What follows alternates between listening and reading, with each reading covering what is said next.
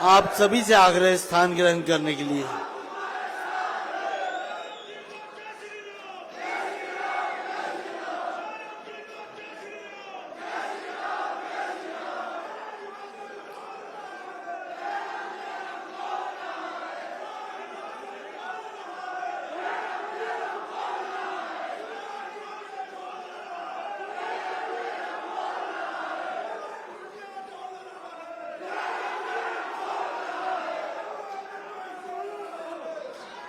हम जानते हैं आप अपने महबूब नेता का दिल की गहराइयों से अभिनंदन और स्वागत करना चाहते हैं। इसी निमित्त आज वो हमारे मध्य यहाँ पधारे हैं। हमारा आग्रह रहेगा कृपया बैजिस पहनाकर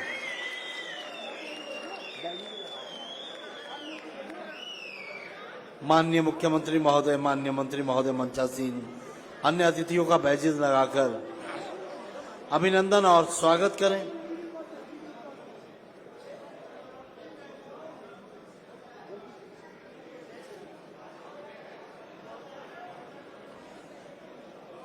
पीटीए अध्यापकों की एक बड़ी लंबी मांग, बड़े समय से चली आ रही मांग,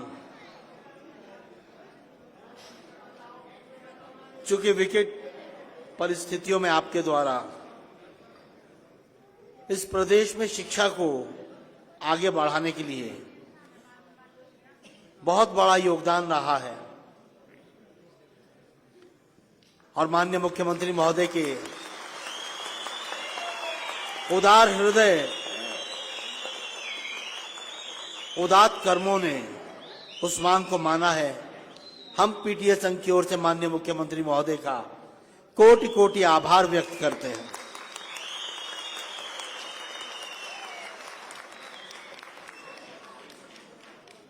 प्रत्येक परिस्थितियों में माननीय मुख्यमंत्री महोदय आप लोगों के साथ डटे रहे,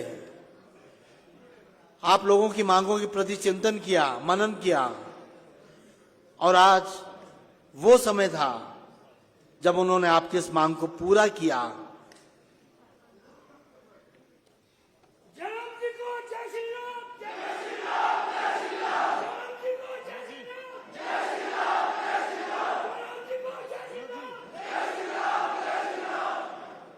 state president PTA association Harish Thakur ji से आग्रह, माननीय मुख्यमंत्री महोदय का अभिनंदन और स्वागत करें। साथ में डिस्ट्रिक्ट प्रेसिडेंट शिमला, मंडी, सिरमौर और सोलन इस अनुष्ठान में सम्मिलित होंगे। माननीय मुख्यमंत्री महोदय का सम्मान करेंगे श्री हरीश ठाकुर जी, जिला शिमला, मंडी, सिरमौर और सोलन के अध्यक्ष इस अनुष्ठान में सम्मिलित होंगे।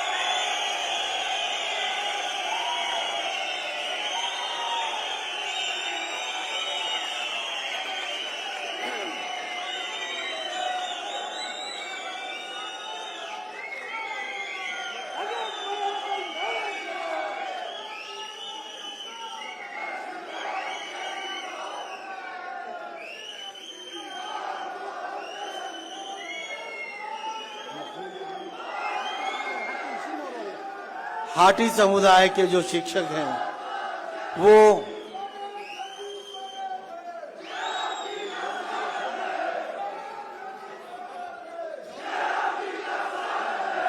हाटी समुदाय से संबंध रखने वाले हमारे जो पीटीए शिक्षक हैं, इनकी दो मांगे पूरी हुई हैं। एक तो ये पीटीए में नियमित हुए और दूसरा इनके हाटी समुदाय के लिए जो एक बहुत बड़ी घोषणा हुई है माननीय मुख्यमंत्री महोदय को सम्मानित कर रहे हैं।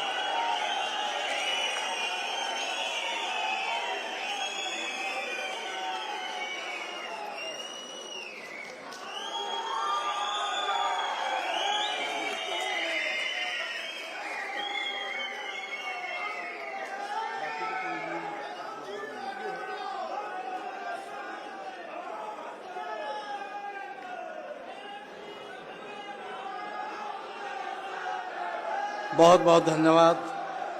हमारा आग्रह रहेगा अमित मुखिया जी, वरिष्ठ उपाध्यक्ष, राज्य पीटीए नियमित संघ, स्मृति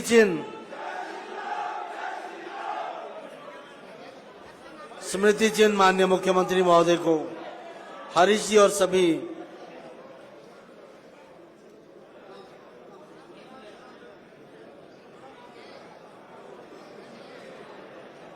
हरीश ठाकुर जी और मुखिया जी।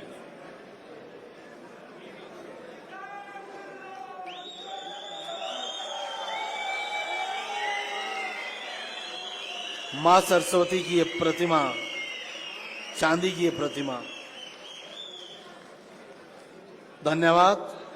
आग्रह रहेगा अमित मुखिया जी, वरिष्ठ उपाध्यक्ष, माननीय मंत्री महोदय को सम्मानित करेंगे। उनके साथ किन्नौर, ऊना और हमीरपुर के डिस्ट्रिक्ट प्रेसिडेंट भी रहेंगे। माननीय मंत्री महोदय को सम्मानित करेंगे।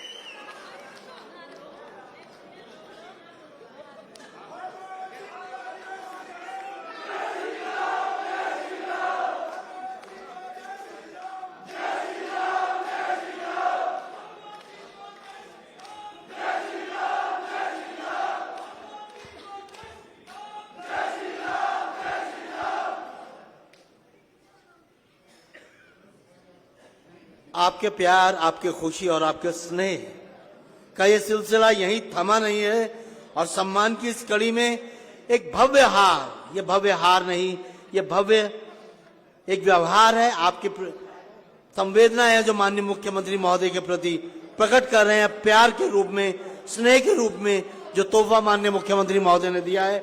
पूरी स्टेट बॉडी एक भव्य हार के साथ माननीय मुख्यमंत्री महोदय का स्वागत ही नहीं, कृतज्ञ भाव प्रकट कर रही है, आभार व्यक्त कर रहे हैं। जिस मांग को माननीय मुख्यमंत्री महोदय ने पूरा किया है,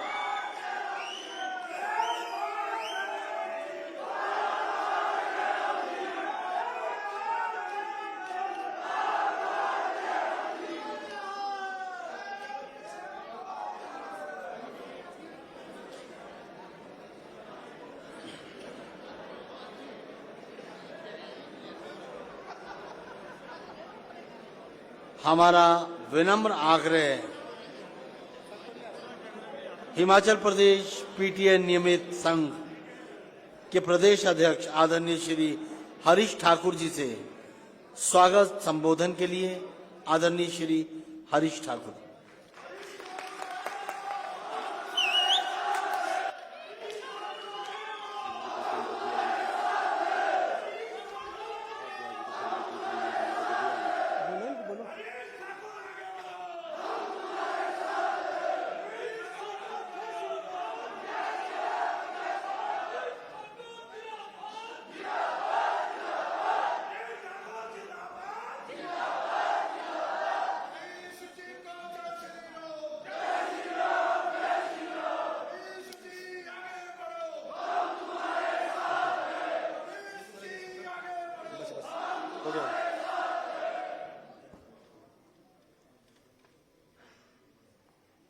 हिमाचल की उम्मीदों को विश्वास का आधार देने वाले, हम सबकी प्रेरणा के पर्याय प्रदेश के यशस्वी मुख्यमंत्री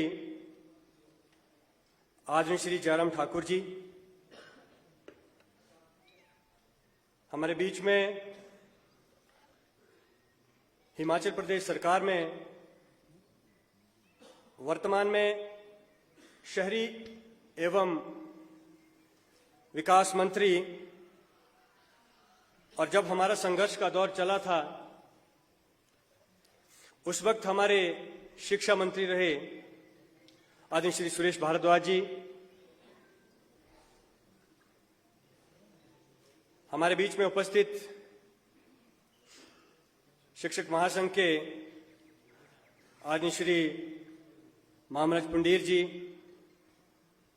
आदरणीय श्री देष्टा जी, आदरणीय श्री जस्टर जी,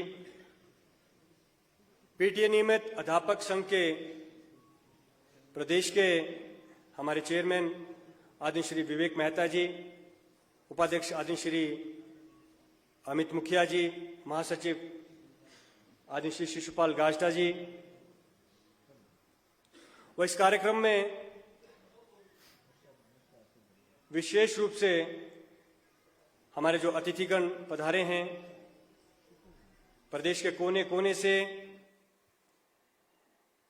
आए हुए अध्यापक साथियों, पत्रकार मित्रों, पीटीए नियमित अध्यापक संघ हिमाचल प्रदेश के इस आभार एवं अभिनंदन कार्यक्रम में मैं आज माननीय मुख्यमंत्री महोदय सहित आप सभी का हार्दिक स्वागत एवं अभिनंदन करता हूं।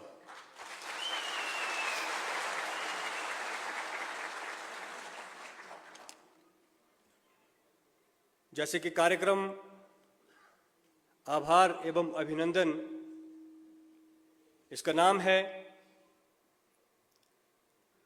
हिमाचल प्रदेश का प्रत्येक पीटीए शिक्षक माननीय मुख्यमंत्री महोदय जी और माननीय मंत्री महोदय जी का हृदय से लंबे अरसे से आभार प्रकट करना चाहता था, अभिनंदन करना चाहता था। लेकिन पिछले लगभग 2 वर्षों से कोविड का दौर रहा और कोविड के दौर के चलते सोशल डिस्टेंसिंग का एक नियम बना था और अध्यापक होने के नाते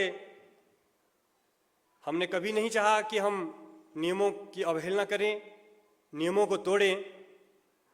लेकिन अब ये नियम जो है वो इसमें छूट मिली है, तो मैंने माननीय मुख्यमंत्री महोदय जी से निवेदन किया कि प्रदेश का हर वह शिक्षक जिसका जीवन आपके हाथों द्वारा सुरक्षित हुआ है, वो आपका आभार और आपका अभिनंदन करने के लिए लालायित है।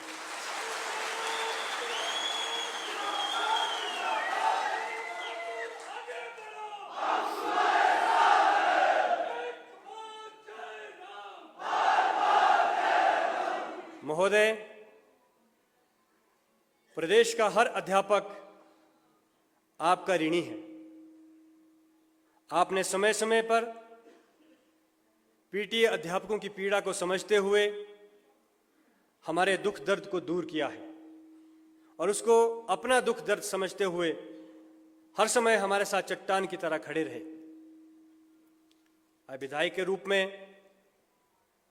पार्टी के अध्यक्ष के रूप में और हिमाचल प्रदेश सरकार में एक मंत्री के रूप में समय समय पर आपने जो है हमारी मदद की है। इसके लिए हम हृदय से आपके आभारी हैं।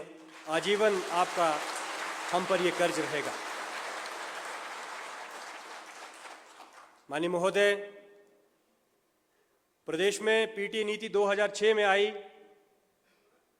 प्रदेश के दूर दराज के इलाकों में जब एक नियमित अध्यापक जो है वो वहां पढ़ाने के लिए नहीं जाता था, तो वहां की पीटीए ने व्यवस्था की कि बच्चों की पढ़ाई बाधित ना हो और उस व्यवस्था को सुचारू रूप से चलाने के लिए पढ़े लिखे नौजवानों को विद्यालयों में आकर के पढ़ाने का मौका दिया।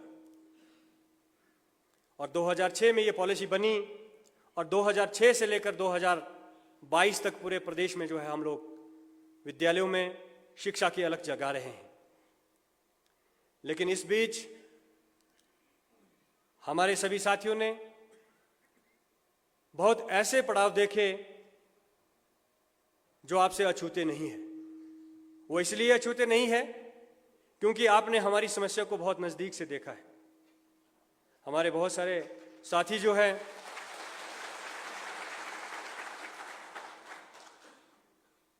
रेगुलर हुए बिना ही रिटायर भी हो गए हैं। आपने समय समय पर हमारी मदद की,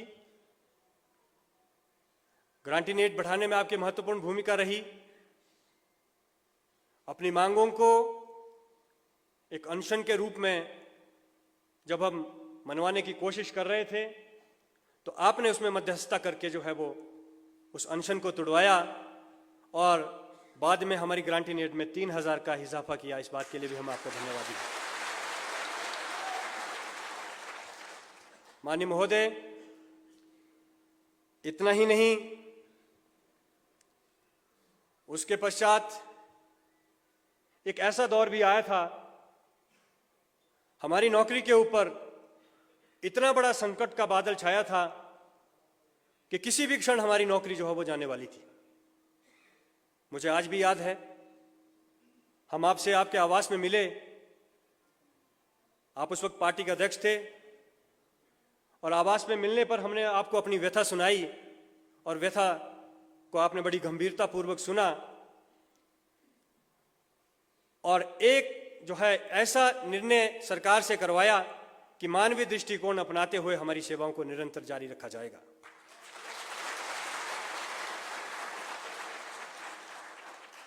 इतना ही नहीं महोदय,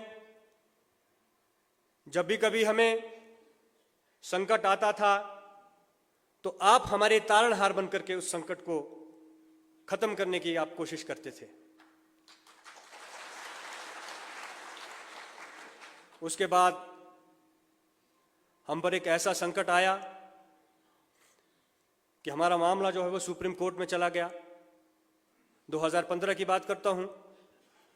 2015 में हमारी सेवाओं को अनुबंध के आधार पर लिया गया और कुछ साथी हमारे अनुबंध से वंचित रह गए।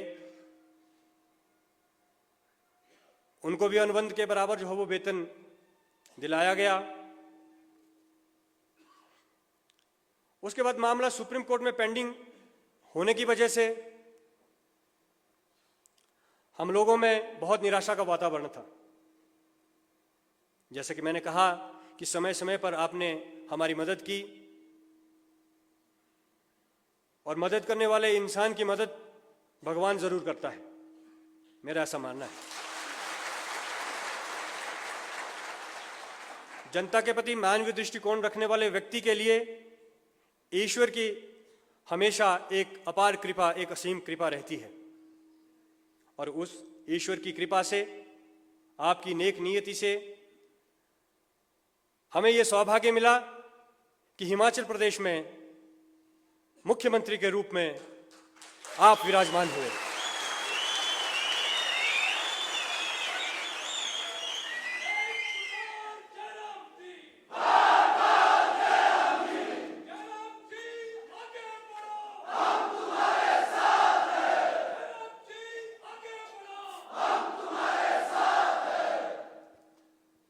उस वक्त तो हमारे अध्यापकों के बीच में ये भी चर्चा का दौर था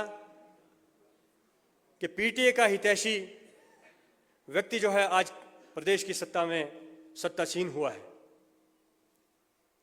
आपके मुख्यमंत्री बनते ही हमारी उम्मीदें और बढ़ गई और उन उम्मीदों को चार चांद लगाने में, उन उम्मीदों को पार करने में हमारे माननीय शिक्षा मंत्री तत्कालीन आदरणीय श्री सुरेश भारद्वाज जी ने इतनी अहम भूमिका निभाई कि सुप्रीम कोर्ट तक माननीय शिक्षा मंत्री महोदय जी वहां पे हमारे साथ रहे। वहीं से अधिकारियों को इन्होंने डायरेक्शंस दी, वहीं से जो है सारे मामले को निपटाने के लिए जो जितना भी प्रयास किया जा सकता था वो किया।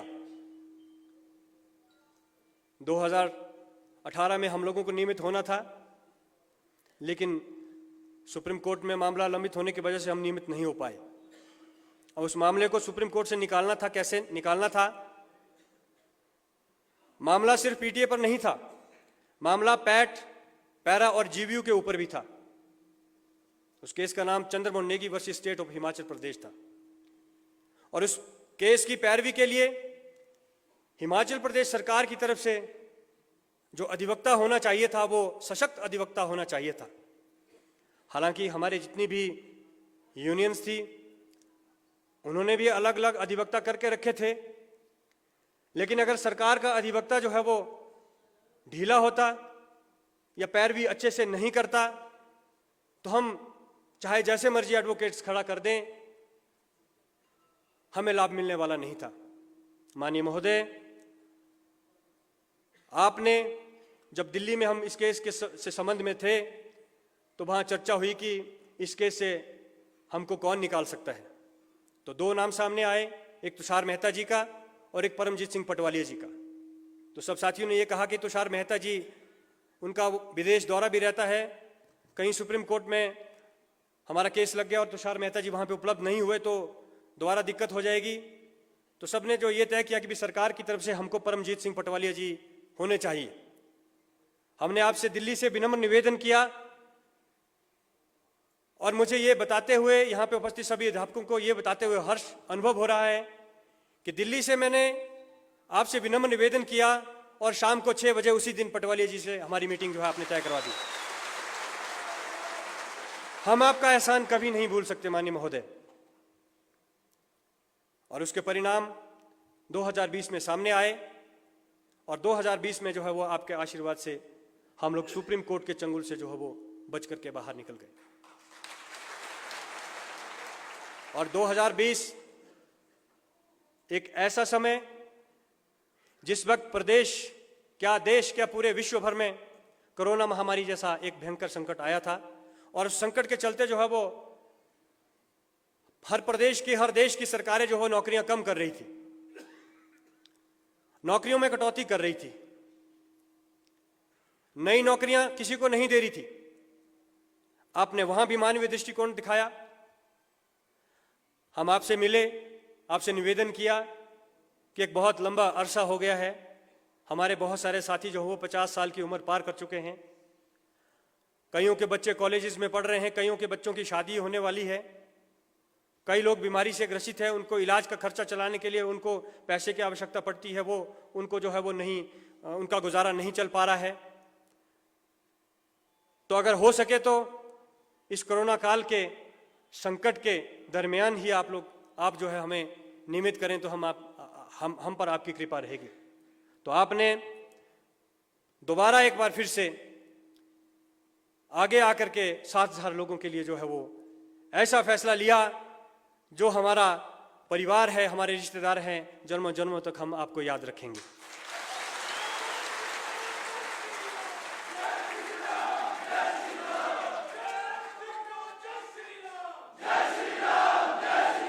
माननीय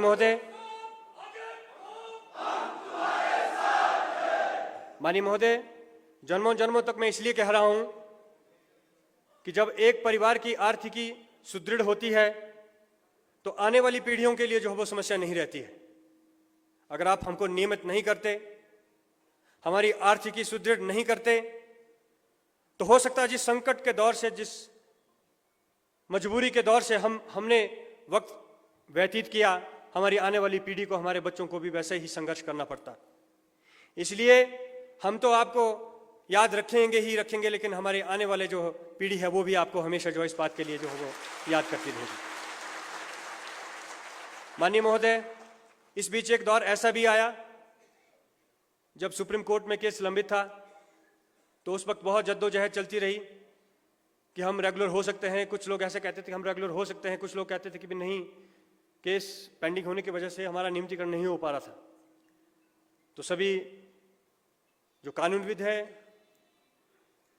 उस वक्त हमारे आदरणीय शिक्षा मंत्री जी भी, इनके पास कानून विभाग भी था, तो सबसे सलाह लेकर के पीटीए अध्यापकों के लिए जो बेस्ट पॉसिबल हो सकता था वो आपने किया। हमारी ग्रांटी नेट जो है एक मुश्त सभी 7,000 पीटीए अध्यापकों की जो है वो दुगनी करके 35,000 37,000 ऐसे करके दी। तो इस बात के लिए भी हम आपका बहुत बहुत धन्यवाद करते हैं। माननीय महोदय, आपने हम पर इतने उपकार किए हैं, कहते कहते लंबा वक्त लग जाएगा। मुझे मालूम है कि आपका वक्त कीमती है, आपने अभी किसी और कार्यक्रम में भी जाना है, तो मैं ज़्यादा वक्त नहीं लूँगा। मैं सिर्फ इतना ही निवेदन करूँगा कि जब 2020 में आपने हमको नियमित किया था तो आपने हमसे ये वादा किया था कि आपको वर्ष 2018 से ही नियमित माना जाएगा।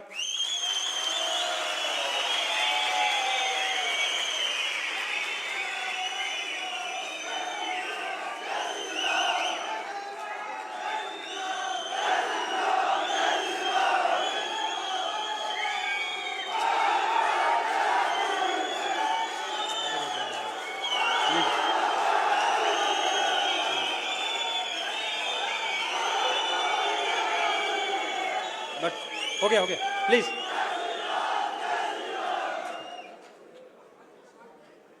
तो उस बात को लेकर के सभी साथी हम आश्वस्त थे, लेकिन जब नोटिफिकेशन निकली तो हमारा नियमितीकरण जो है वो 2020 से हमको मिला।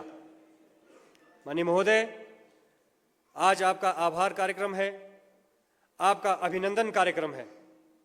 मैं इस आभार कार्यक्रम और अभिनंदन कार्यक्रम में कोई मांग नहीं रखना चाहता और इस आभार कार्यक्रम का मजा मैं किरकिरा नहीं करना चाहता। मैं केवल इतना विनम्र निवेदन आपसे करना चाहता हूं, केवल मैं आपको उतना याद दिलाना चाहता हूं कि आपने हमसे ये वादा किया था, हो सके तो इस वादे को आप जरूर पूरा करेंगे। आप इस कार्यक्रम में आए, इस गरिमामयी कार्यक्रम की शोभा बढ़ाई। हिमाचल प्रदेश के कोने कोने से लोग आपको यहाँ पे देखने के लिए सुबह 10 बजे से बैठे हैं। हमने बड़ा कार्यक्रम करने का सोचा था। हाँ, कुछ लोग 4 बजे से आए हैं, सुबह 4 बजे पहुँच गए हैं महोदय। बड़ा कार्यक्रम करने का सोचा था, लेकिन वेदर फोरकास्ट होने की वजह से, मौसम खराब होने की पूर्वानुमान की वजह से हमने इस कार्यक्रम को जो है इंडोर करने का फैसला किया। लेकिन फिर भी प्रदेश के कोने कोने से लोग यहाँ पे पहुँचे हैं आपका दीदार करने के लिए, आपसे बात करने के लिए। आप इस कार्यक्रम में आए, इस कार्यक्रम की शोभा बढ़ाई। माननीय मंत्री जी, आप भी इस कार्यक्रम में आए, आपका भी अपार स्नेह हम पर हमेशा रहता है। आप हमको प्यार से जहाँ भी कहीं थोड़ा सा वक्त लूँगा। माननीय मंत्री महोदय जी के साथ जब पहली बार मिलना हुआ तो वो अनुभव थोड़ा खराब रहा।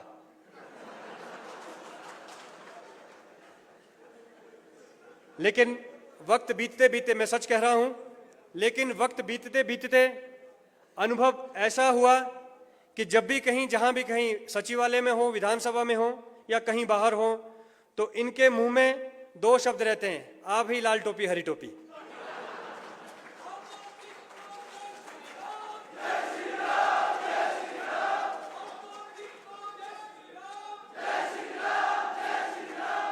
तो मैं इस अपार स्नेह के लिए माननीय मंत्री महोदय जी का भी हृदय से अभिनंदन करता हूं, हृदय से आभार करता हूं।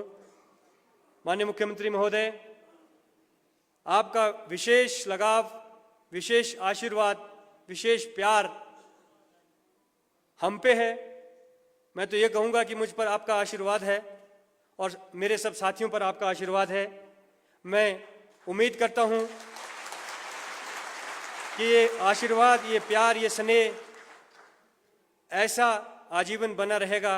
आप इस कार्यक्रम में आए, आपका पुनः एक बार आभार, एक बार अभिनंदन। इसी के साथ मैं अपनी वाणी को विराम देता हूं। जय हिंद, जय भारत।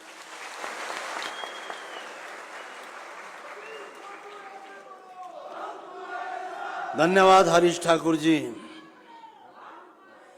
किस प्रकार से विषम परिस्थितियों में माननीय मुख्यमंत्री महोदय एक उम्मीद की किरण बनके पीटीए अध्यापक संघ के जीवन में आए, इनके व्यवहारिकता में आए और एक नया आभा मंडल आप लोगों के जीवन में, एक सूर्य का आभा मंडल आपने प्रकाशमान किया है। माननीय मुख्यमंत्री महोदय के लिए, माननीय मंत्री महोदय के लिए जोरदार तालियां।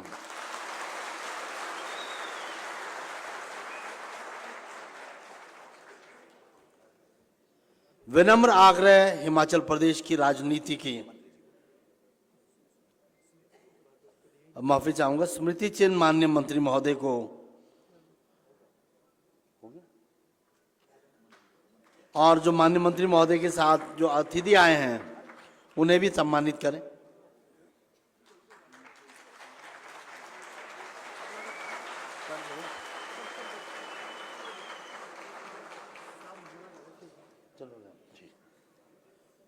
विनम्र आग्रह हिमाचल प्रदेश के जननायक माननीय मुख्यमंत्री, आग्रह रहेगा माननीय शहरी विकास आवास नगर नियोजन संसदीय कार्य विधि एवं सहकारिता मंत्री सुरेश भारद्वाज जी से उद्बोधन के लिए। बोलो भारत माता की, भारत माता की, भारत माता की।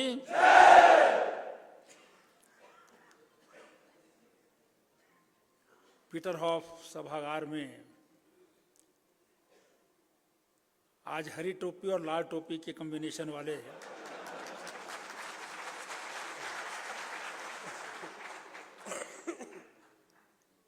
इस पीटीए नियमित अध्यापक संघ के कार्यक्रम में हिमाचल प्रदेश के जननायक, प्रदेश का इतिहास भी बदलने वाले और अब रिवाज भी बदलने वाले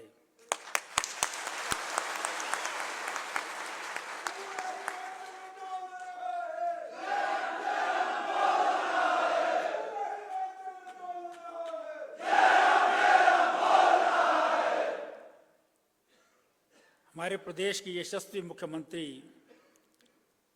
आदरणीय ठाकुर जयराम जी,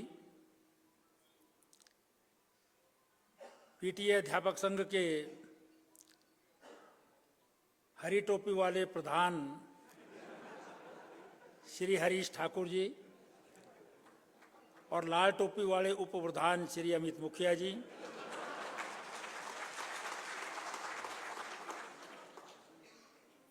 जब पुराना संघर्ष होता था तब हम नाम सुनते थे विवेक मेहता का, वो भी यहाँ पर विराजमान है।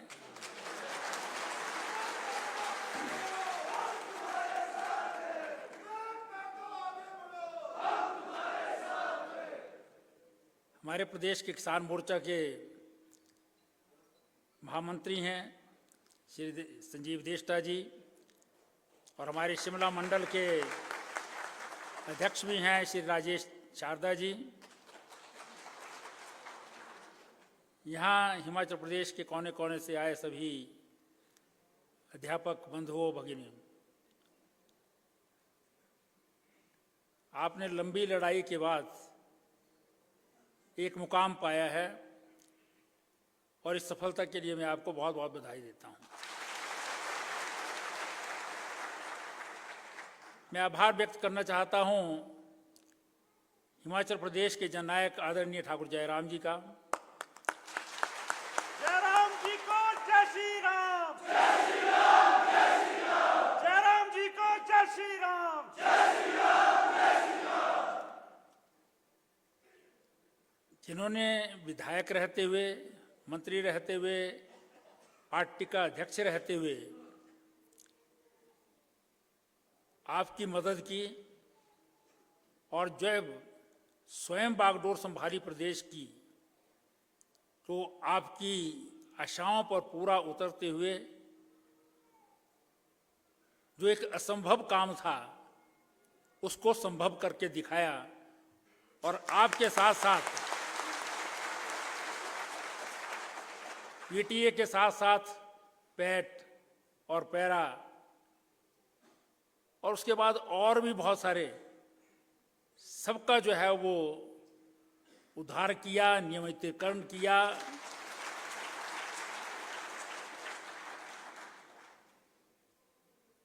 सरकारें यहाँ पर आती हैं, जाती हैं, अलग अलग समय पर। विशेष रूप से हिमाचल प्रदेश में शिक्षा जो हिमाचल के बनने पर 4.8% थी,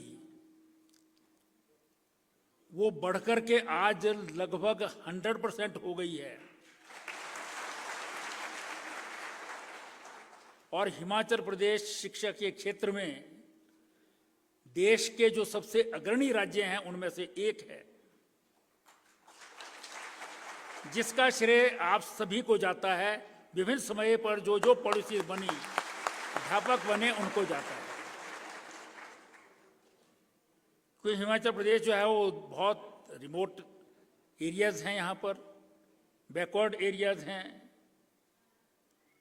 किसी समय जब शुरुआत हुई थी हिमाचल प्रदेश की तो बसें नहीं होती थी, तब भी जो है वो अध्यापक दूर दराज के इलाके में जाते थे। जैसे जैसे शिक्षा का प्रचार प्रसार होने लगा और साथ साथ जो है वो साधन भी उपलब्ध होने लगे,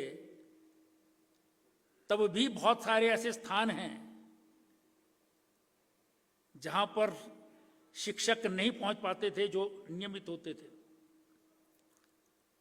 उन स्थानों पर बच्चे पढ़ना चाहते थे, उनके माता पिता जो हैं वो उनको शहरों में कहीं अच्छे स्थानों पर भेज नहीं सकते थे, इसलिए ऐसे स्थानों पर जो है वो अलग अलग समय पर अलग अलग स्कीम्स बनी। उसमें अध्यापक वहां पर जो है वो अपॉइंट होते रहे। कभी वॉलंटियर टीचर बने, 200-250 रुपये मिलता था उनको। फिर वो विद्या उपासक बने, ग्रामीण विद्या उपासक बने, सब रेगुलर भी होते रहे। फिर पीटीए आया, पेरेंट टीचर एसोसिएशन, गवर्नमेंट ने ग्रांट इन एड दी, और ऐसे स्थानों पर जहां टीचर रेगुलर नहीं जाता, जहां वहां पर कई बार संभव नहीं हो पाता है, तो स्थानीय स्तर पर जो है वो युवक युवतियां पढ़े लिखे हैं जो वहां पर रहते हैं, रह सकते हैं, पढ़ा सकते हैं, उनके लिए जो है वो अलग अलग पॉलिसी बनी और उसमें जो है वो आप लोगों की अपॉइंटमेंट भी हुई। तो शायद उस वक्त आप लोगों का तो कसूर नहीं था कि भी आप लोगों की ये स्कीम बनी, लेकिन जब स्कीम बन गई तो उसके बाद उसका लॉजिकल एंड तक जो है पहुंचाना जो है वो फिर सरकार की जिम्मेवारी हो जाती है। अलग अलग समय पर जो है वो एफर्ट्स आप करते रहे हैं, संघर्ष करते रहे हैं, सब कुछ करते रहे हैं, लेकिन ये तो माननीय मुख्यमंत्री आदरणीय ठाकुर जयराम जी की विल पावर थी और उन्होंने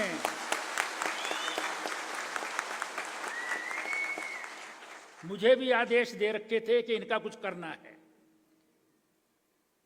मेरी कंस्टिट्यूंसी तो शहरी कंस्टिट्यूंसी है, यहां पर तो रेगुलर के ऊपर रेगुलर सब रेगुलर रहते हैं। यहाँ कोई पीटीए का नहीं लगता, कोई वॉलंटियर टीचर नहीं लगता। नुकसान होता है मेरे को। मेरे साथ की कंस्टिट्यूंसी जो है वो शिमला ग्रामीण है, वहाँ पर 150-200 बच्चे जो हैं वो भर्ती हो जाते हैं, लेकिन शिमला में कोई जगह ही नहीं होती है, इसलिए हमारा कोई बच्चा जो है भर्ती नहीं हो सकता। लेकिन मुख्यमंत्री जी का आदेश था, फिर ये लोग भी मिलते थे, लॉजिक भी देते थे उसके पीछे, तो उस आदेश का पालन करते हुए हमने, चाहे वो सुप्रीम कोर्ट तक हो, चाहे वकील की अपॉइंटमेंट हो, चाहे उसके बाद रेगुलराइजेशन करने के आदेश हों, हमने जो है वो पूरी शिद्दत के साथ जो है वो आदेश जो है उनका पालन किया और आपका नियमितीकरण किया। शायद बहुत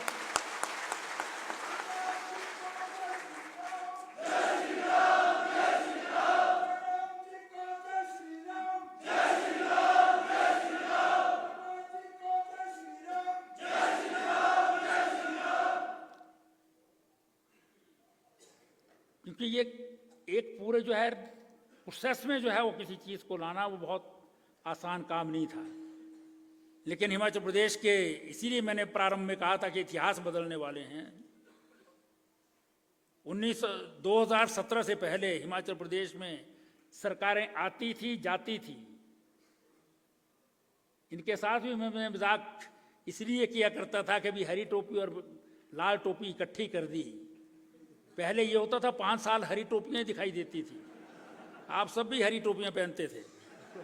फिर जब दूसरी सरकार आती थी बदल जाती थी, लाल टोपियां होती थी। लेकिन माननीय मुख्यमंत्री जी ने आने के बाद जो है वो दोनों इकट्ठी कर दी, लाल पहनो चाहे हरी पहनो,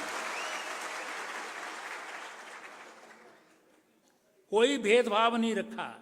ना सराज में भेदभाव रखा, ना रोडू में भेदभाव रखा, ना धर्मशाला में रखा, ना चंबा में रखा। किसी भी स्थान का जो है वो अध्यापक हो,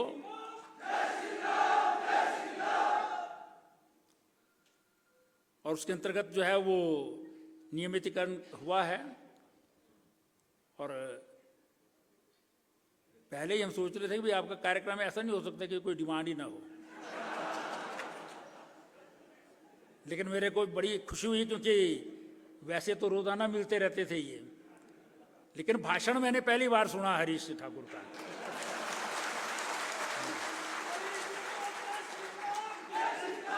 और मुझे लगता है कि ठाकुर साहब को जो है वो कहीं बाद में जो है वो हरीश की जो है वो दिक्कत ना आ जाए, ये कैंडिडेट ना हो जाए इसलिए।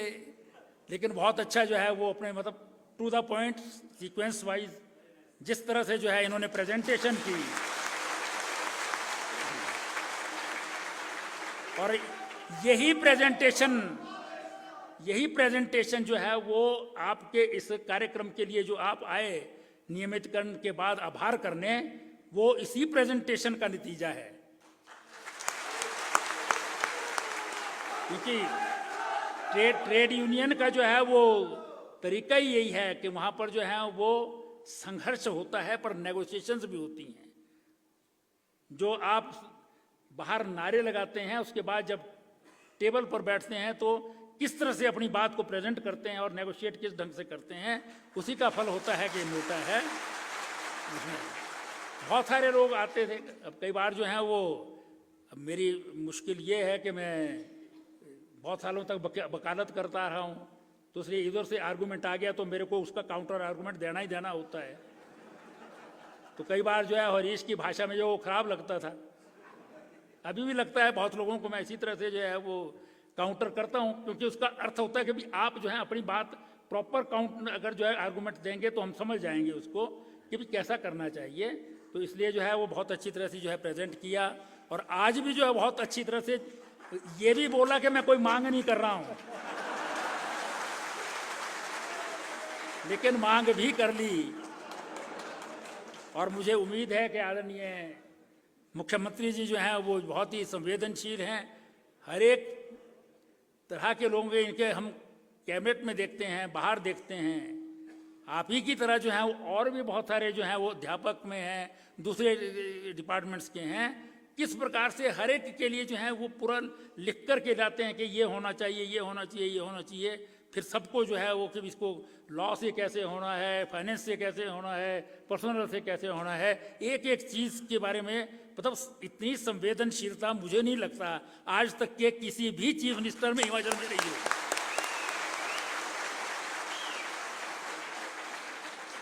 मतलब आम जनता को सुनना भी, और उसके बाद उस पर सुनने के बाद जो है वो बहुत सारे लोग हैं, ठीक है सुन रहे हैं, कागज पकड़ा, इधर उठाया उधर आया, लेकिन उसके बाद उसके लेकर के पूरे जो है वो तन्मयता के साथ उसको पूरा करना, ये एक बहुत बड़ी जो है वो बात होती है। ये हर आदमी में नहीं होती है। नेता भी बहुत होते हैं, लेकिन हर नेता जो है वो इस प्रकार से सुने भी और उसको पूरा करने के लिए पूरा जो है वो अपना जितनी भी क्षमता होती है उसको पूरा लगा दे और उसको पूरा करने के लिए कोशिश करे। इसके लिए जो है वो हम रोजाना जो है बहुत सारे अन्य विषयों में भी देखते हैं, हम चाहे हम जो है मंत्रिमंडल में देखते हैं, मंत्रिमंडल के बाहर देखते हैं, कोई भी संवेदनशील व्यक्ति मानवीयता के आधार पर काम करना। इन्होंने कहा ना कि पहले भी मानवीय आधार पर 3,000 रुपये बढ़ाया, ये तो एक आपका शायद जो है वो कोई अलग होगा, पर हर विषय में कोई भी व्यक्ति इनके पास जाता है, रोजाना जो है वो कितने ही लोग मिलते हैं, सबको जो है बहुत अच्छी प्रकार से सुनना और उसके ऊपर कार्रवाई करना और हर एक व्यक्ति की मदद करना, ये एक बहुत बड़ा जो है वो शायद भगवान की जो है वो देन होती थी। यही कारण है कि एक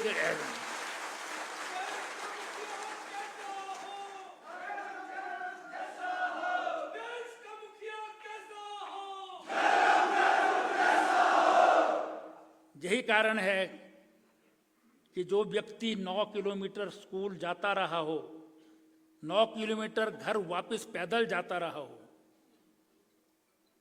उसी को पीड़ा समझ में आती है। जो आम जन होता है, गरीब लोग होते हैं, गांव के लोग होते हैं, पर्वतों में कंदराओं में रहने वाले लोग हैं, वही लोग जो हैं वो उस पीड़ा को समझ सकते हैं और वही उसका निदान भी कर सकते हैं। और इस प्रकार के मुख्यमंत्री को पा करके जो है वो हिमाचल प्रदेश जो है वो सौभाग्यशाली है। और यही कारण है कि जो 1985 से चला आ रहा है, हिमाचल प्रदेश में एक रिवाज चल रहा है कि 5 साल पर जो है वो हरी टोपी, 5 साल में लाल टोपी।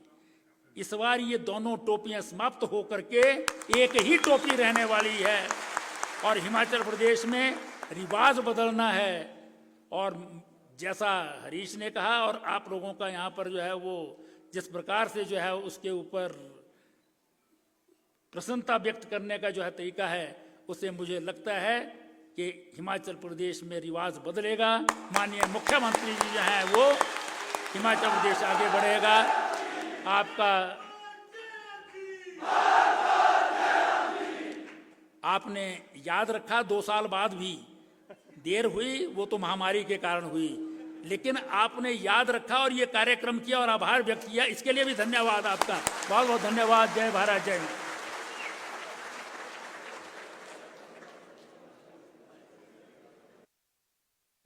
बहुत बहुत धन्यवाद माननीय मंत्री महोदय। ललित ठाकुर जी और शिशुपाल गाजटा जी से हमारा निवेदन रहेगा, हमारे मध्य मामराज पुंडीर जी, संजीव देष्टा जी और राजेश शारदा जी है, इन्हें भी कृपया आप सम्मानित करें। और करबद्ध विनम्र आग्रह हिमाचल प्रदेश की राजनीति के पुरोधा, हिमाचल प्रदेश के जननायक, माननीय मुख्यमंत्री हिमाचल प्रदेश आदरणीय श्री जयराम ठाकुर जी के संबोधन के लिए।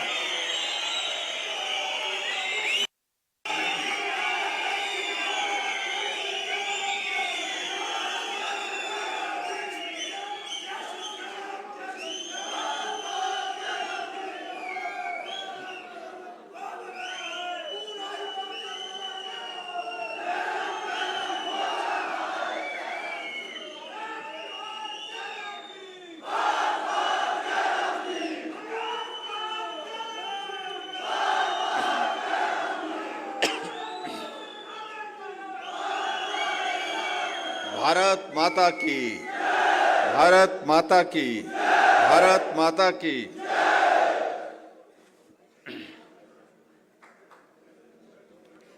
आज इस पीटीए नियमित अध्यापक संघ के इस कार्यक्रम में जिनका आपने अभी संबोधन सुना, शिमला के हमारे लोकप्रिय विधायक और हिमाचल प्रदेश सरकार में शहरी विकास मंत्री आदरणीय श्री सुरेश भारद्वाज जी,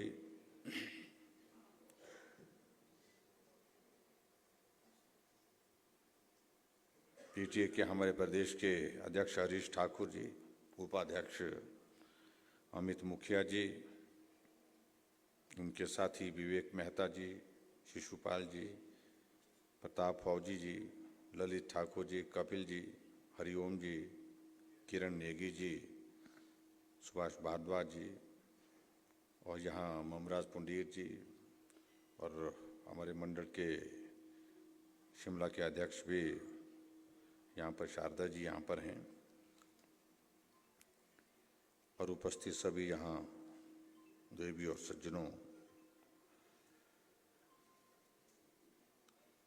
आभार कार्यक्रम के लिए हम आज यहाँ एकत्रित हैं और ये आग्रह बहुत लंबे समय से लंबित था।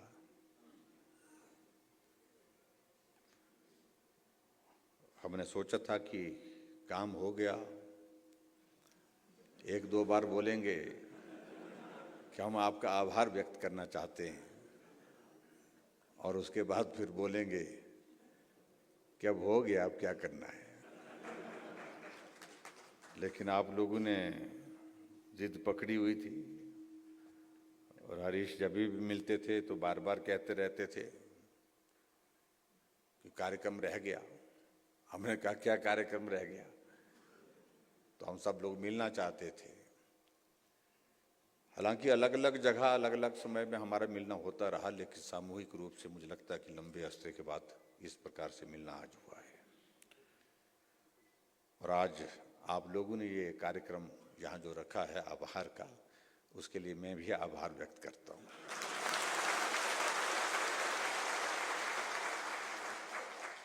जयराम जी को जय श्री राम, जय श्री राम, जय श्री राम। जयराम जी को जय श्री राम, जय श्री राम, जय श्री राम।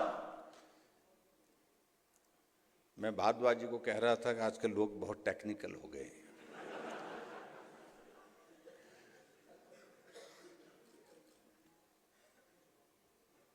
मैं अपने विधानसभा क्षेत्र जाता हूँ, मंडी जाता हूँ, कहीं भी जाता हूँ तो हरीश जी कहीं न कहीं मिलते रहते हैं, क्योंकि मेरे गांव के पास घर है इनका। गांव जाते हैं तो भी मिलते हैं। एक दिन मेरे को मेरे साथी कहने लगे कि पूरे प्रदेश के जितने भी ये सारे संगठन हैं, सारे संगठनों के अध्यक्ष जो है वो कर्मचारियों के हमारे विधानसभा क्षेत्र से सराज से बढ़ाते हैं। और मैं भी इस बात को लेकर के थोड़ा कई बार पूछता था सबको। चिट्ठी आ जाती थी, लेटर पैड आ जाता था, ये इसका अध्यक्ष बन गया, वो उसका अध्यक्ष बन गया, वो उसका अध्यक्ष बन गया। मैंने कहा भाई ये सराज में क्यों बना रहे हैं आप लोग? फिर मालूम पड़ा कि ऐसा रिवाज रहा है। रिवाज की बात फिर आती है बात में। और स्वाभाविक रूप से मुझे लगता है कि इसके पीछे एक मंशा ये भी रहती होगी कि जहां सहजता से बात कही जा सकती है, पहुंचाई जा सकती है, तो वो करना चाहिए।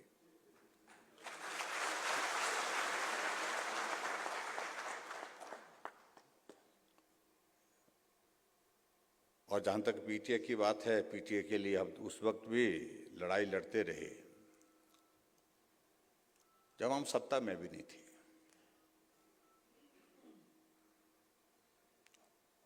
हालांकि कई बार हमारी पार्टी में भी ऐसे विचार आते थे, क्योंकि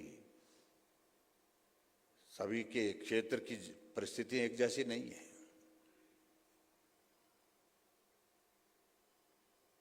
इसमें हमको निर्णय क्या लेना चाहिए, हमको इनके साथ खड़े होना चाहिए या नहीं होना चाहिए।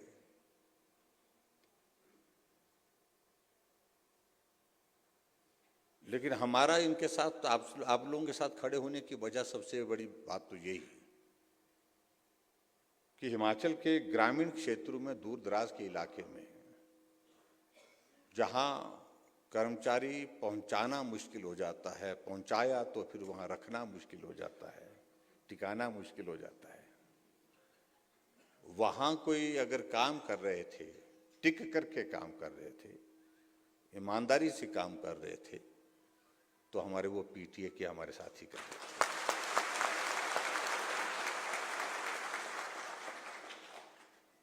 इसलिए कभी मन में भाव था कि कभी हो, क्योंकि मेरे विधानसभा क्षेत्र के अधिकांश स्कूल जो है वो पीटीए के माध्यम से चल रहे थे, एसएमसी के माध्यम से बाद में चल रहे थे कुछ जगह।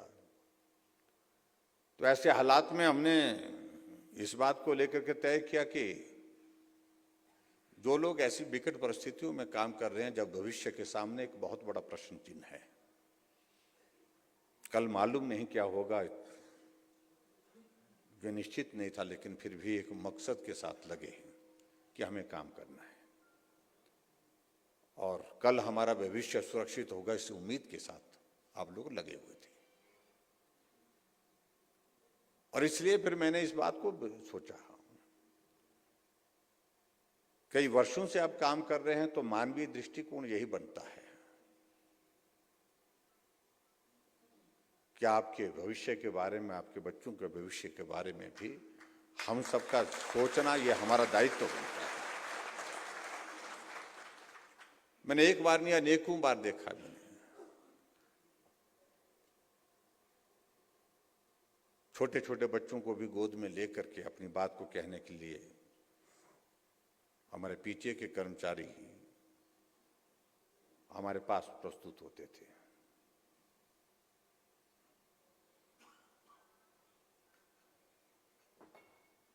और कुछ लोग इस बात को लेकर के चिंतित रहते थे स्वाभाविक रूप से कि हमारी उम्र बढ़ती जा रही है, ये उम्र रुकती नहीं है किसी के लिए भी, कम वक्त एक साल में एक वर्ष और बढ़ जाती है,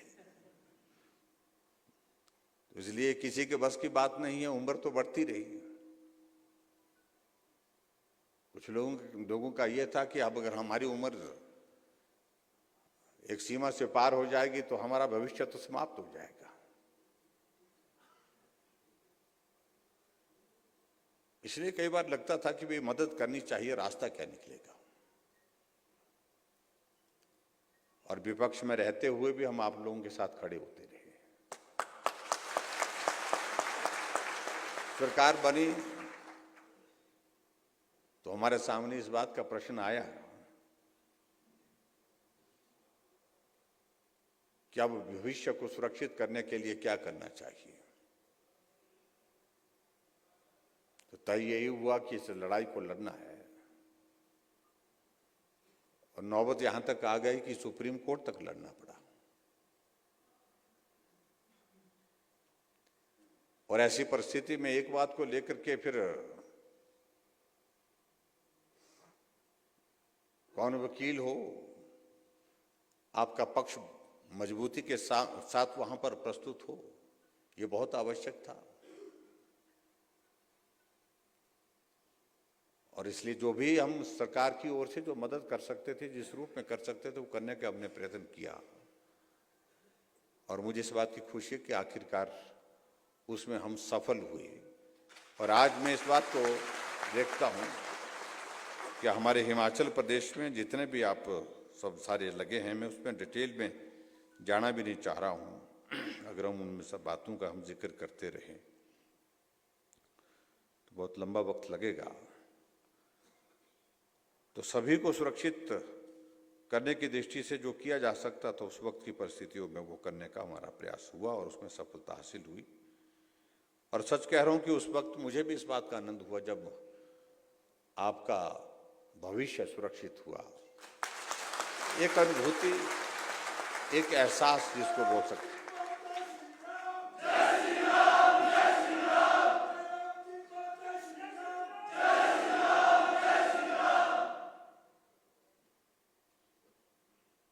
एक एहसास इस बात का कि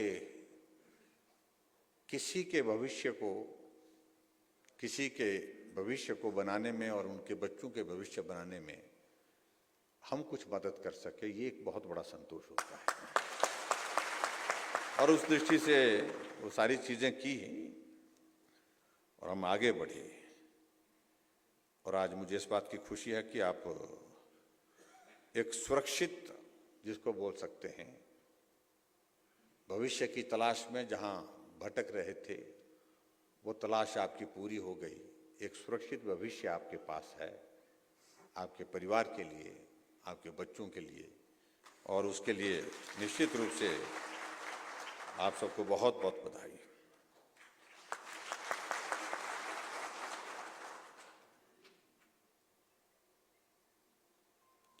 और उस वक्त के इस निर्णय से लगभग 6,500 के लगभग पीटीए,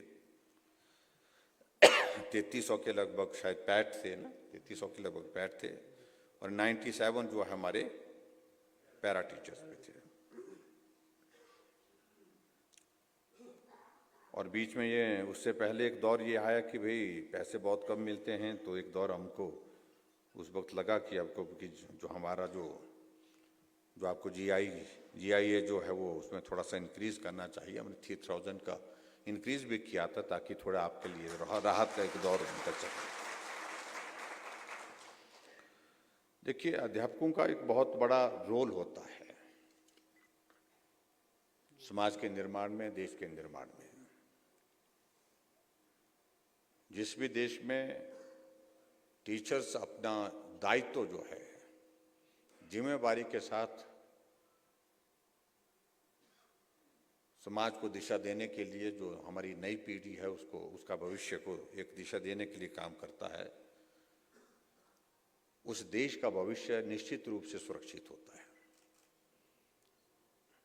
और उस देश का भविष्य उज्जवल होता है। और उस दृष्टि से मैं कह सकता हूं कि अगर आजकल के दौर में हम देखें, भारत में पिछले कई वर्षों से, जब से आदरणीय प्रधानमंत्री नरेंद्र मोदी जी देश के प्रधानमंत्री बने हैं, हर क्षेत्र में सुधार हुआ है, हर क्षेत्र में कह सकता हूं मैं। और शिक्षा के क्षेत्र में तो उनका बहुत बड़ा फोकस रहता है और हमेशा इस बात को लेकर के कि हमारे आने वाली जनरेशन और बेहतर करे, हमसे बेहतर करे, क्योंकि हमको वो अपॉर्चुनिटीज नहीं मिल पाई थी। लेकिन हमारी जनरेशन को जो अपॉर्चुनिटीज मिली उसका सदुपयोग करके वो आगे बढ़े और अपना भविष्य भी और देश का भविष्य बनाने में जो है वो कंट्रीब्यूट करे, अपना योगदान दे सके। उस दृष्टि से आप सब लोग लगे हैं, मैं आप सबको शुभकामनाएं देता हूं। लेकिन ये भी बात सत्य होती है कि कुछ चीजें इस प्रकार की रहती हैं कि वक्त निकलने के साथ बदलती भी है।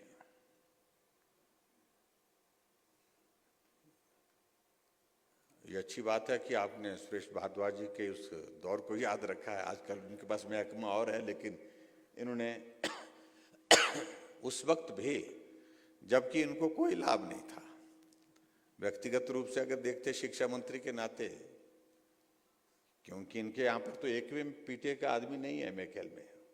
कोई रिश्तेदार कोई गांव में रोडू में लगा होगा या कोई और जगह लगा होगा तो बात अलग होगा, कोई साथी दोस्त पार्टी का साथी लगा होगा। लेकिन हमारी सदैव इनके साथ जब भी बात होती थी, भाई इनकी मदद करनी है, तो इन्होंने कहा कि हाँ करेंगे। लेकिन काम करने का तरीका अपना अपना होता है। अब हरीश जी बोल रहे थे कि मेरा अनुभव अच्छा नहीं रहा, पहली बार। आप चले गए होंगे मिलने के लिए, बिना समय लेकर के गए होंगे और अपनी बात कही होगी आपने कि भी ये करना है, ऐसा करना है, ये हमारी समस्या है। तो भारद्वाज जी कई बार सुनते सुनते बोल भी देते हैं, और होता भी है। वकील है तो वकील का कहना साफ है कि भाई अगर सामने से तर्क आता तो यहां से भी तर्क देना ही पड़ता है, बात तो कहनी पड़ती है। लेकिन मुझे इस बात की खुशी है कि जब आपके मामले में मदद करने के लिए रास्ते तलाशने लगे, तो उस वक्त रास्ते तलाशने के उस दौर में सुरेश भारद्वाज जी का बहुत बड़ा योगदान था।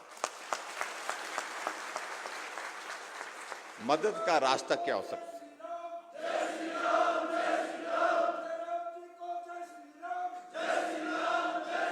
पहली बात तो ये थी कि मंशा हमारी साफ थी, आपकी मदद हो। अब मदद करने के लिए रास्ता क्या हो सकता है, ये काम हमने भारद्वाज जी के जिम्मे लगाया। ये वकील भी हैं और उन्होंने सारी बारीकियों को समझा, बारीकियों को जाना, उसके बाद कहा इन एक एक चीज को लेकर के इस प्रकार से करना है, और तभी हम आगे बढ़े और इस सारी चीज को, इस काम को हम पूरा कर पाए हैं। और आज के इस कार्यक्रम में मुझे इस बात को लेकर के आप सबके बीच में जरूर कहना है। अलग अलग तर्क होते हैं, अलग अलग समय की बातें होती हैं। कुछ दूसरे लोग भी हमारे साथी ऐसे कहेंगे कि हमने ही किया, वो कहते हैं, ऐसा भी कहते हैं कि ये पौधा तो हमारा लगाया है, लेकिन लगाने के बाद सूखने के लिए छोड़ दिया जाए। वो तो लगाने से भी उससे ज्यादा पाप है। वो एक तरह का अपने हाथों से लगाया पौधा। लेकिन चलो, फिर भी अपना अपना तर्क होता है, उसमें मुझे कुछ टिप्पणी नहीं करनी है।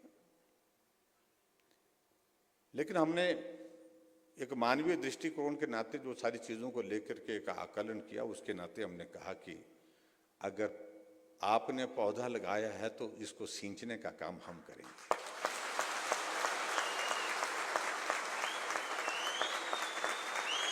और हमने किया भी।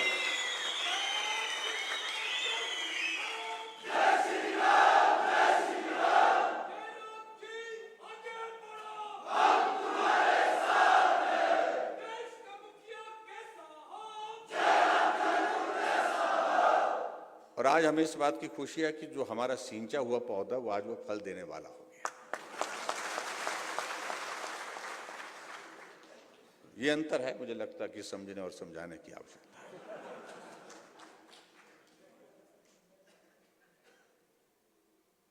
बाकी सारी बातें होती रहेंगी। मेरा भी बैठकों का क्रम बहुत लंबा चौड़ा है, रात तक मुझे निकलना पड़ेगा। आप सबके दर्शन करने का मौका मिला। आप लोगों ने कहा कि मांग कोई नहीं है, इसके लिए मैं आपका धन्यवाद करता हूं। आपका बहुत बहुत आभार। आभार के लिए बुलाया था, मैं भी आपका आभार व्यक्त करता हूं।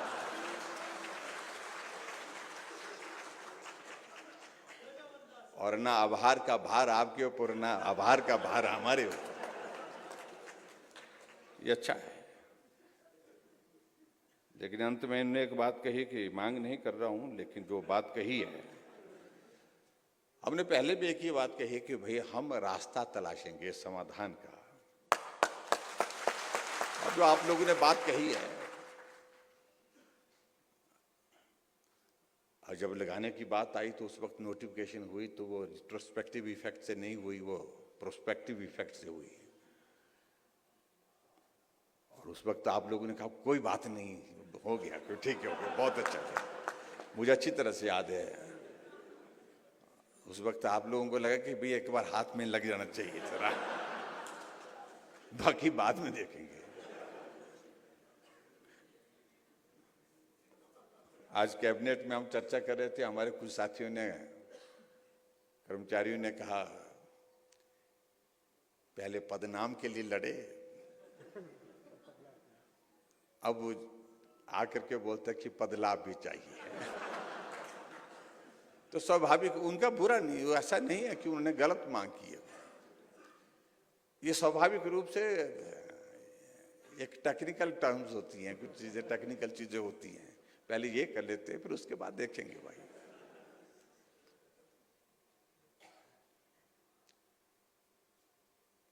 उनकी मांग भी जायज है, अपनी तरफ से वो बात कह रहे हैं, उसका रास्ता भी तलाश रहे हैं।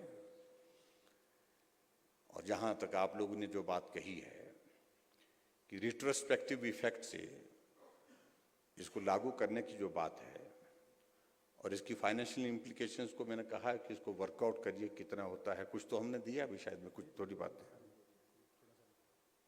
लेकिन वो थोड़ा सा बचता है, ये थोड़ा ही मुश्किल होता है। और कई बार क्या हो जाता है कि भाई थोड़ा सा वो करते करते फिर सारी चीजें फिर से खुल जाती हैं। अभी मैं कर्मचारियों के कार्यक्रम में था, कुल्लू में था, कांगड़ा में था, मंडी में था, खूब कार्यक्रम हुए। तो मैंने कर्मचारियों को पूछा कि भाई यहाँ कोई आदमी ऐसा भी है जिसके साथ कोई विसंगति नहीं है? कि हर आदमी आता है बेचारा कर्मचारी, मेरी ये विसंगति रह गई, हमारी ये विसंगति, क्योंकि आखिरकार टेक्निकल चीजों में आगे पीछे कुछ ना कुछ चीजें इतना कॉम्प्लेक्स हो गई हमारी कर्मचारियों की जो सारी चीजें हैं, जिसके कारण जो है वो एक को ठीक करते हैं तो चार चीजें और विसंगतियां और जुड़ जाती हैं। तो हमने उनको बोला, मैंने कहा कि भाई एक विसंगति होती तो हम दूर करते हैं, लेकिन एक विसंगति को ठीक करते करते जब और 4, 6, 10 और जुड़ जाती तो बहुत मुश्किल काम हो जाती है। इसका रास्ता निकालो, आप ही रास्ता बताओ कि एक विसंगति को ठीक करते करते सबकी विसंगति ठीक हो जाए, ऐसा कैसे हो सकता है? बहुत मुश्किल काम है, सच कह रहा हूं, क्योंकि नियम बदलते रहे। और नियम हमने अभी अधिकारियों को बोला भी इस बात को लेकर के कि प्रोविजंस ऐसे होने चाहिए। अभी देखिए हमारी बहुत सारी हमारी जो अपॉइंटमेंट्स जो है वो कोर्ट में फंस जाती हैं, छोटी छोटी बातों पर, छोटी छोटी टेक्निकल चीजों पर, और फिर उसके बाद महीनों नहीं वर्षों लग जाते हैं, और जिसमें समय भी व्यर्थ होता है, पैसा भी व्यर्थ होता है, और जिसको न्याय की उम्मीद होती है उसको न्याय में भी विलंब होता है। इसलिए हमने कहा कि जो भी चीज करनी है, जो टेक्निकली पूरी एक बार एग्जामिन करने के बाद फुल प्रूफ हो, जिसमें कहीं गुंजाइश रहे ना, रास्ता ऐसा निकलना चाहिए। हम उस दिशा में प्रयत्न कर रहे हैं। तो यहां आपके बीच में मैं आपको इतना ही कहना चाह रहा हूं कि जो आपने बात कही है हमने सुन ली है, गंभीरता पूर्वक इसको विचार करके इसका रास्ता निकालने की, जैसे हमने पहले बात कही थी, कोई रास्ता निकालेंगे और इसका समाधान करेंगे, ताकि आप लोगों का जो जेन्युइन जो एक बात है, जो जेन्युइन जिसको बोलते हैं, उसकी हम भरपाई कर सकें, उस दृष्टि से हम प्रयत्न करेंगे। ये मैं आपके बीच में कहना चाहता हूँ। ये मैंने फाइनेंस सेक्रेटरी को बोला है कि इसको एग्जामिन करके इसको जो है मुझे इसकी पूरी डिटेल्स दीजिए, फाइनेंशियल इम्प्लीकेशंस क्या आती हैं और उसमें नोशनल का भी विषय साथ साथ में उनको बोला कि भी इसमें किस प्रकार से किया जा सकता है इसका, और उसके साथ साथ में क्या इसके ये करने से क्या इसकी इम्प्लीकेशन किसी दूसरे इसमें तो नहीं आती है। वही होता है हमारे लिए, हम एक को मदद करने के रास्ते में आगे बढ़ते हैं जब, तो उसी तरह की सिमिलर केसेस कई बार ऐसे हो जाते हैं कि 4 केसेस और हो जाते हैं, तो 4 और खड़े हो जाते हैं कि आपने इनको दिया, हरी टोपी वाले को दिया, तो लाल टोपी वाले भी बोलेंगे कि भाई हमारा भी रह गया। यानी कि मेरे कहने की कैटेगरी जो अलग अलग जो है वो सब लोग इस बात की बात करते हैं, लेकिन फिर भी उसके लिए मैं आपको विश्वास दिलाता हूं कि इसका कोई रास्ता निकालेंगे। आप आश्वस्त रहिए, ये मैं कहता हूं। अब बात आगे की रहती है, आपका भविष्य तो उज्जवल है और उसके लिए आप सबको शुभकामनाएं। और उसके साथ साथ में ये भी मैं कहना चाहता हूं कि जहां हम आजकल एक बात का जिक्र कर रहे हैं कि रिवाज बदलने की, जब साथ चलने की बात हो रही है, साथी बनकर के सहयोगी बनने की बात हो रही है, तो साथ एक तरफा नहीं, वो दोनों तरफ का होना चाहिए। जहां हमें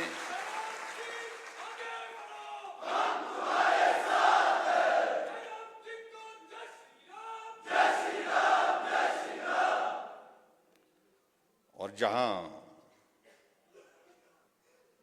हमें आपके साथ की जरूरत हो वहां आपका साथ हमें मिले, और जहां आपको हमारे साथ की जरूरत हो तो हम खड़े हैं भाई। तो इसलिए इस तरह से साथ निभाएंगे। और मैं हमेशा इस बात को कहता हूं कि लंबे समय के साथी बनकर के चले, और लंबे समय के साथी बनकर के आपका भविष्य भी अच्छा हो, आपको कठिनाई हो वहां हम खड़े हों, जहां हमें कठिनाई हो तो आप खड़े हों, तो उसी को साथी कहते हैं। और उस दृष्टि से मेरा आप सबसे यही निवेदन है कि आप मिलकर के चलिए। और आप सबके आज के इस कार्यक्रम के आयोजन के लिए मैं आप सबका एक बार धन्यवाद करता हूं। आने वाले समय में कुछ दिनों के बाद मॉडल कोड ऑफ कंडक्ट लग जाएगा, हमारा मिलना मुश्किल होगा। मुश्किल तो मतलब ऐसा तो नहीं, मिलते तो रहेंगे, लेकिन ऐसी बातें करने का अवसर ज़्यादा नहीं हो पाएगा। लेकिन हमने अपनी बातों को, अपनी भावनाओं को आज व्यक्त करके रखा आपके सामने। और हिमाचल में निश्चित रूप से सत्ता फिर भाजपा की बनेगी, सरकार भाजपा की बनेगी, कोई ताकत नहीं रोक सकती।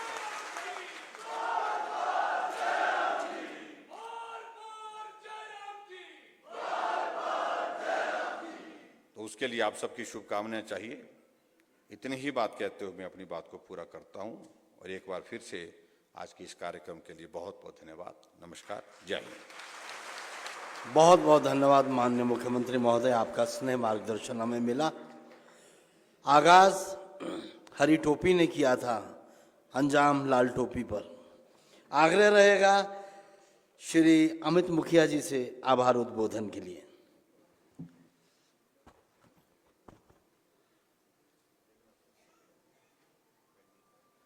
7,000 पीटीए शिक्षकों के परिवारों की भाग्य रेखा,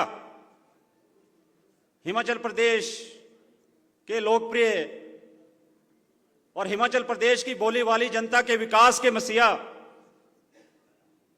परम श्रद्धेय श्री जयराम ठाकुर जी, तत्पश्चात हिमाचल प्रदेश के लोकप्रिय शहरी विकास मंत्री, पिता तुल्य सम्मान्य श्री सुरेश भारद्वाज जी, इनके साथ